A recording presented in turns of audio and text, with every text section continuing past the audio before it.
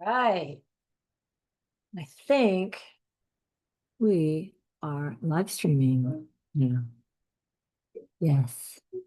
Hello, I'm Jane Frizzell. This is Basic Military Riding Lessons. Weekly office hours, Wednesdays, 3 p.m. Eastern Standard Time, where we go over various subjects. And the last couple weeks, I've been the topic of effects and combined effects has been front of mind. And those of you training in the program are really understanding why it's a doctrine. It's not just some little teensy idea.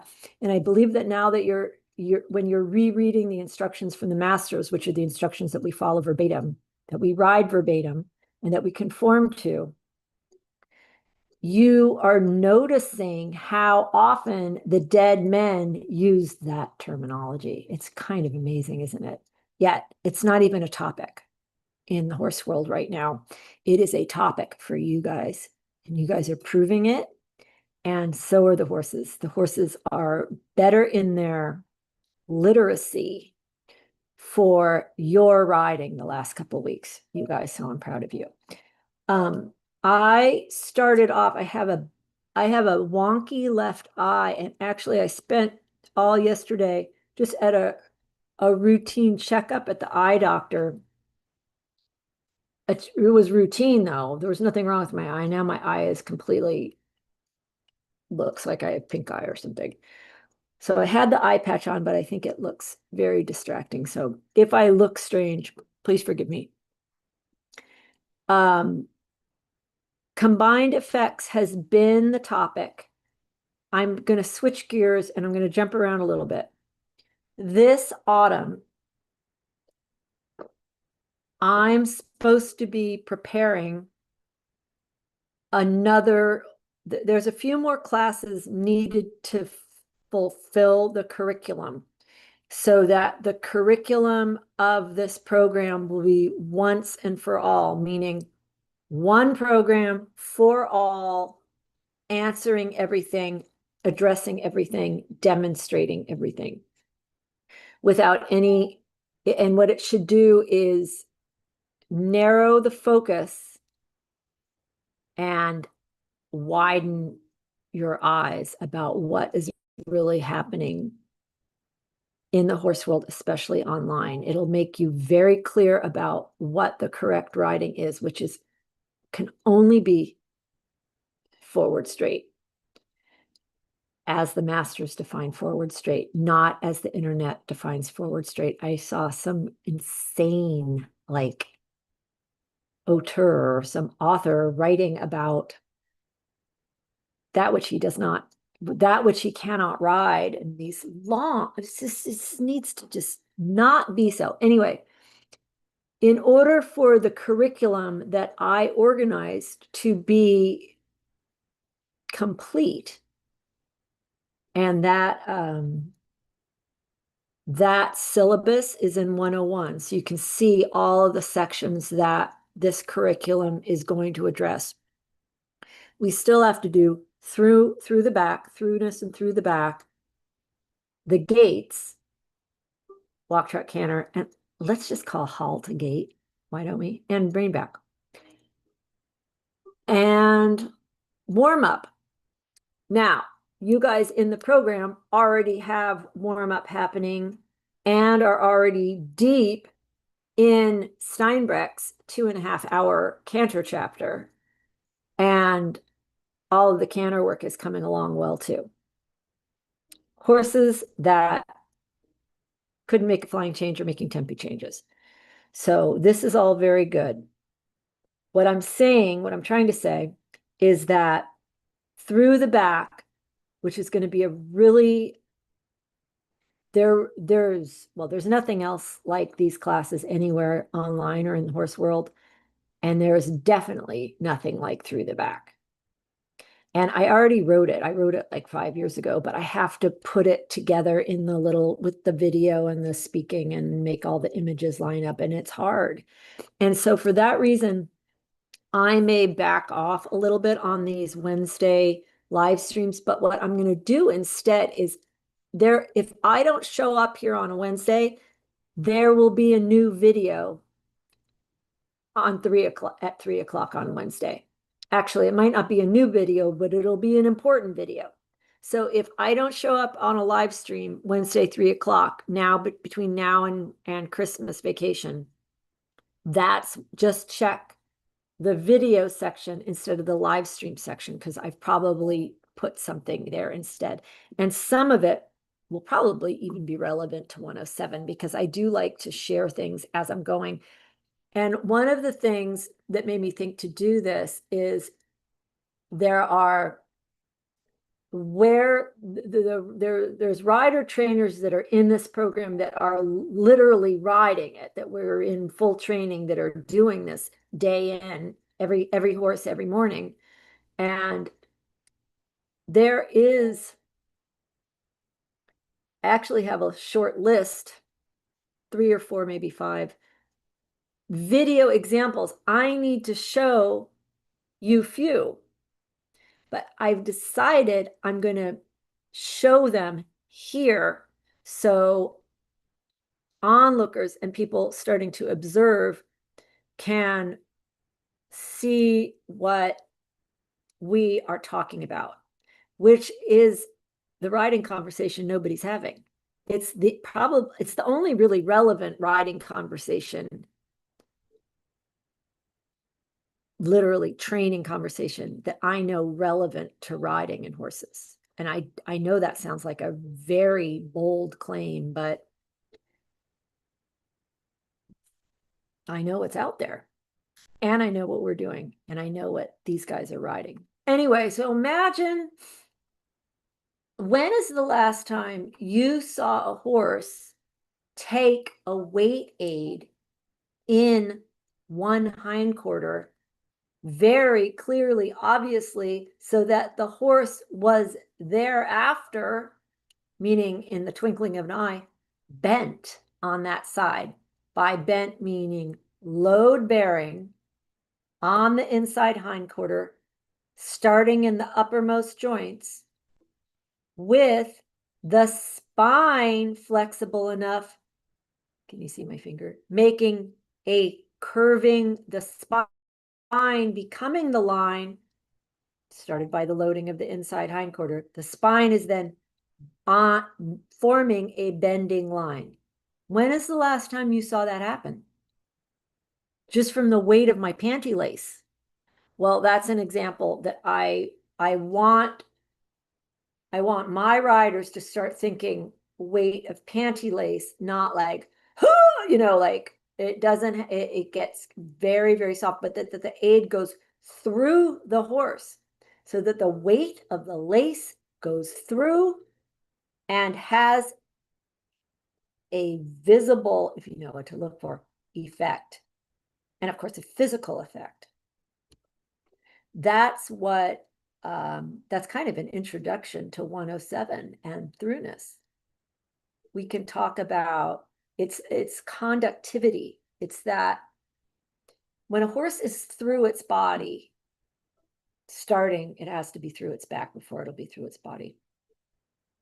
The tissue is conductive of motion, momentum, and impulse, including information, and the aids are information.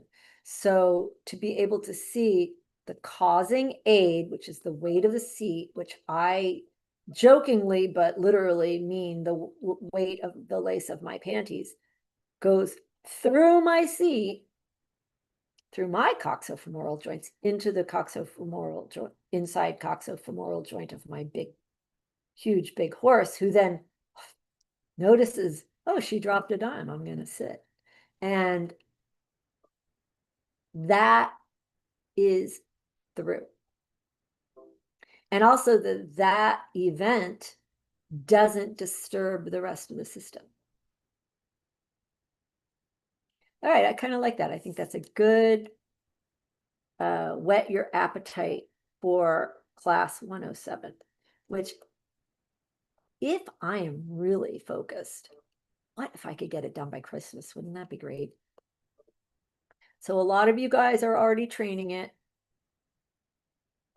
but you still have to do the class when I finish it because there is, I like how it's, you guys are all thinking very clearly and organized and in your own minds, being able to put together what the dead men told us to do, which is all we do. It's all we should do.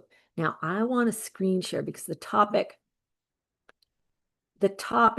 that it's not really as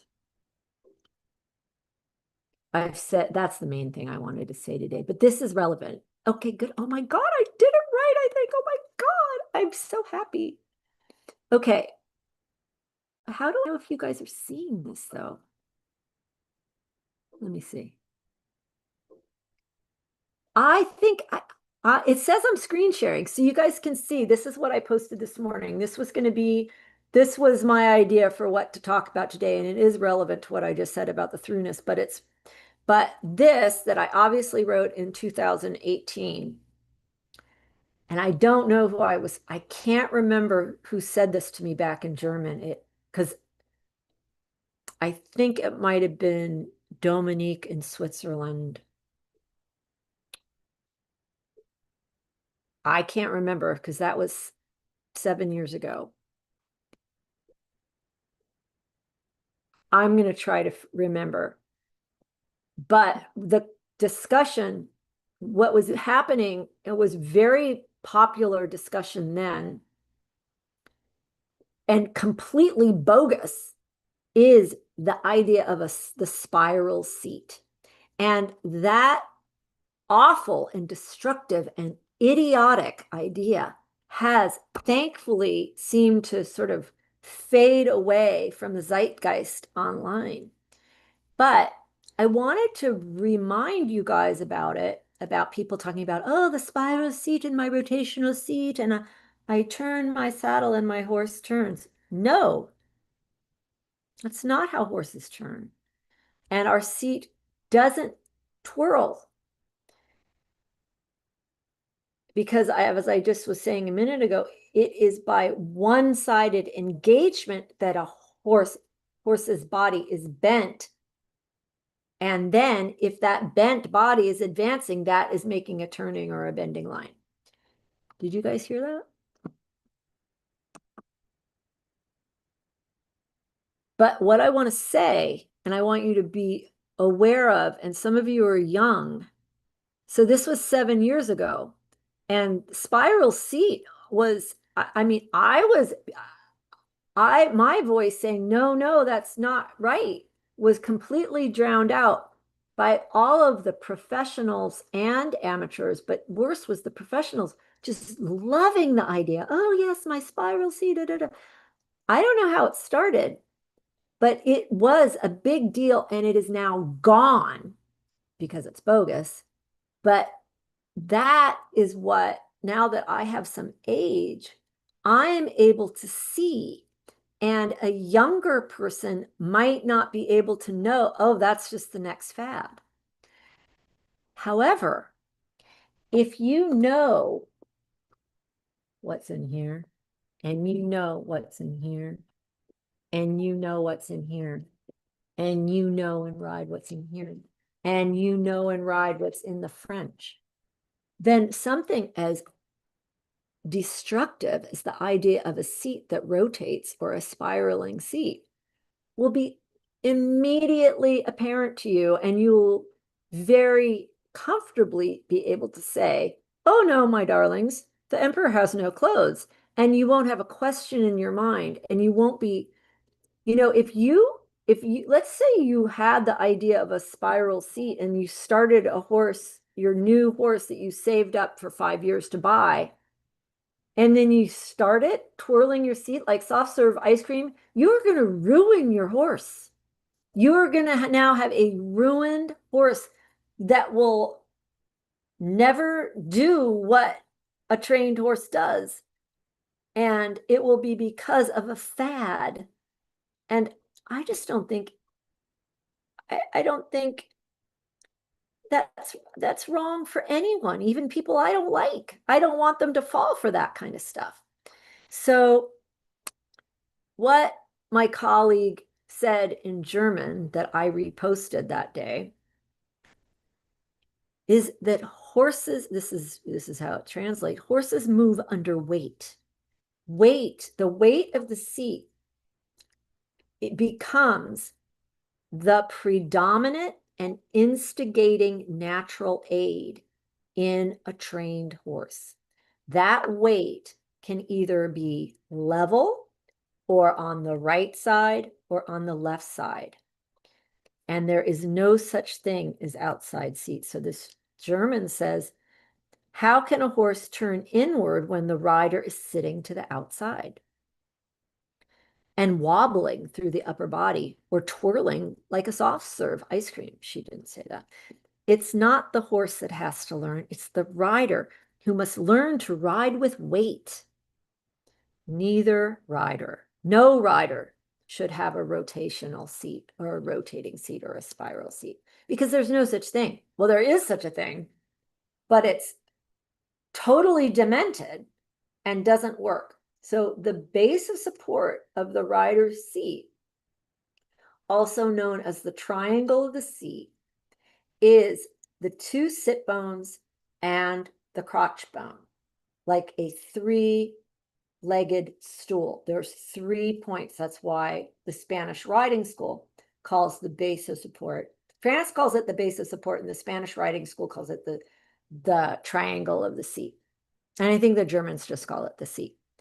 Das Sitz. 3 points. And in the basic sitting, the basic seat for flat work riding, walk, trot, canter, those 3 points are always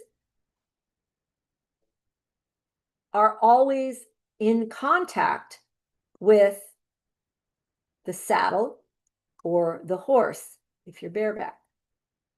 It doesn't tilt forward onto the crotch or tilt onto one side, and it never tilts to the outside. It should never tilt to the outside. Instead, there's the 3 points, and the aid of the weight goes through the it's connected, and the weight goes through the connection.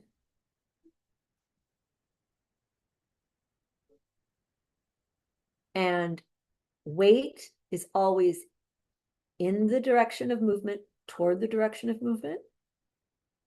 The downgoing weight established by gravity. This is another reason the dead men told us to keep a loose plumb line, a loose body, and a plumb line through our ear, shoulder, hip, heel, because that is how the mass can drop through to inform the horse of what we are desiring.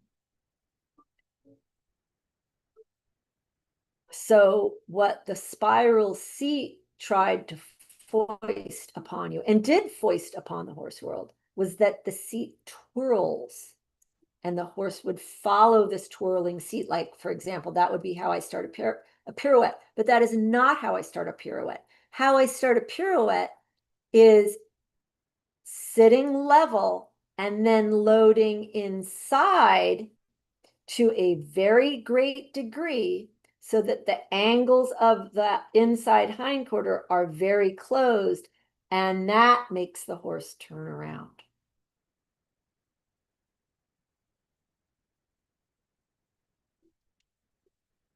I don't twirl. I always stay straight over my horse in the same spot relative to him, and he moves us. I don't move first and then say, hey, come here. I inform him with information from my thought. I have a thought, he executes the thought. Which are my natural aids. He moves us. I tell him what I want, and he moves us. I don't twirl my body where I want him to go. Okay, I don't know if I have repudiated or made you now able to totally reject the spiral seat or the so-called rotational seat. But it is a total, it's a, let me go back to full screen to say goodbye to you guys. How do I do? Oh, I stop share. It's like reverse engineering. It's like how when you reverse engineer a canter strike off, the canter strike off aid, the horse understands it. So I just reverse engineered out of this screen sharing thing. So I can say goodbye to you guys properly. I hope that I have made anyone who talks about the spiral seat a laughing stock and someone to avoid professionally, and to be careful getting horses from someone who does that too, because that horse is going to have a very messed up body. And I also hope that I have in some way whetted your appetite to know exactly what all the dead men said, not just one. The riders in this program are required to prove from at least 3 institutions they're riding. They don't get to pick, oh, I like, j'adore le français, I love the French lightness, I want to, no, they have to train, they have to become experts really in 3 institutions. And we talk about probably 6 institutions when it's all boiled down. But what they learn is that all of them agree. Good riding is good riding, and there's only 2 ways to ride: the right way and the wrong way. So which way do you want to ride?